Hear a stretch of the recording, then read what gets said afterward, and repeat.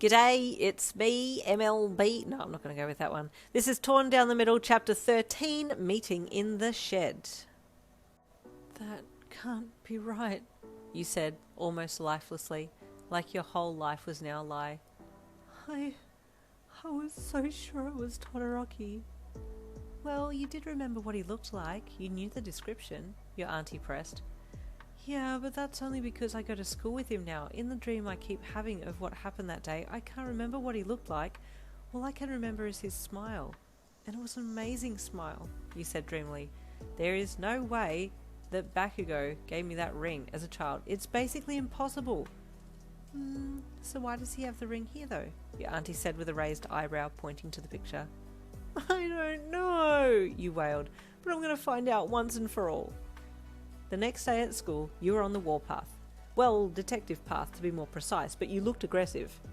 Yo, Mina greeted you. You look like you're about to stab someone. I am, you said purposefully.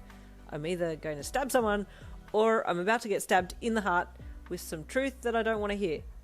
Girl, I do not understand you, but I support you, so go do your thing, Mina said as she plopped down in her seat, getting ready to start the school day. You walked over to your seat and sat down, glancing back at the door occasionally to see if Bakugou had arrived yet. Soon enough he sauntered in with his bag slung over his shoulder and dropped it by his desk as he sat down. Oi, good morning, girlfriend, he muttered as his backside hit his seat. Okay, you listen here, anger on a stick. We need to talk in the first break, so meet me in the equipment shed, you said, spinning around in your seat to face him.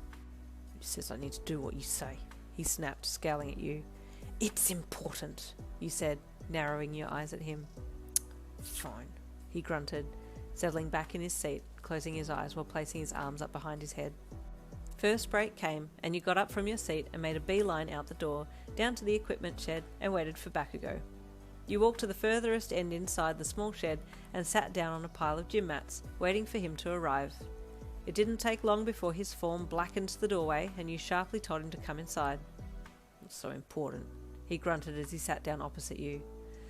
Oh crap, I haven't even thought about how to ask this question, you thought. I have a question. There was silence from him as he studied your face. You looked a mixture of concern and embarrassment, and he didn't quite know how to read that emotion. Yeah, he said lowly. What is it? Do you have any memory? Huh? What the hell kind of a question's that? He exploded. Oh, crap, that was a stupid question. No, I mean, does the word ring bring anything to mind? Bakugou looked at you. What's she saying? Does she want me to propose? What the hell? He started to blush slightly. You saw the blush before he turned his face to the side quickly. Well, I know what you're talking about, but I don't want to bring it up just now, he said. Now it was your turn to feel that rush of blood to your face. Wait, so he remembers the ring? And the promise? You thought, clearing your throat before continuing. So it was you? Bakugou looked at you, confused. Was me what? That made the promise? Promise what? Stop messing around, Bakugou, you fumed. You weren't in the mood for games.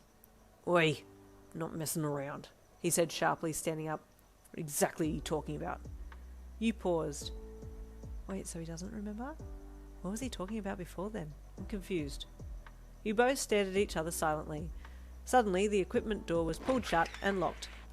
Wait! You yelled, jumping up to run to the door to get to whoever it was that locked it, to open it up again. Bakugou must have had the same idea and had started to turn towards the door as you jumped up, causing you to slam into his side and knocking him off balance as you tripped over his leg and fell onto him. He had spun his top half and grabbed you as he fell backwards, cushioning your fall on his body as his back hit the mats again. Ouch, you said. That must have hurt. He grunted, slightly winded by the fall, but okay, nevertheless.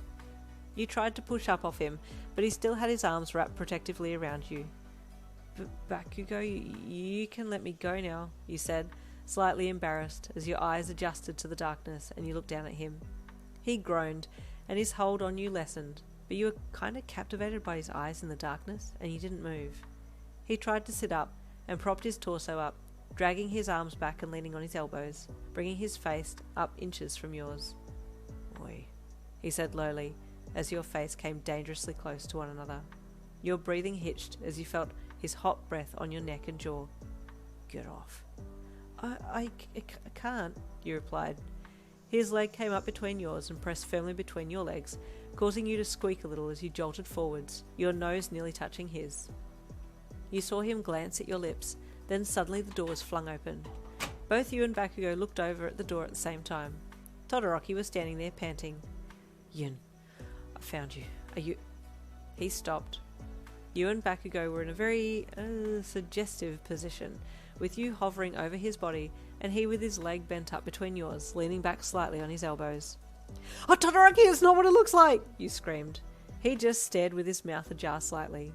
You tried to jump off Bakugou, but being vertically challenged, you fell and twisted your ankle on the way down, knocking over a heavy-duty broom and some buckets and sending them all crashing down on top of you. Yun, you okay? Todoroki called as he raced into the shed to help you. Ah, you hissed. I think I've twisted my ankle. And my arm is bruised. Hold on to me then, Todoroki commanded, wrapping an arm around you. I'll take you to the nurse's office. He helped you up and held you protectively against himself. Doki Doki Todoroki to the rescue! We'll have to see what happens in chapter 14 tomorrow. See you then.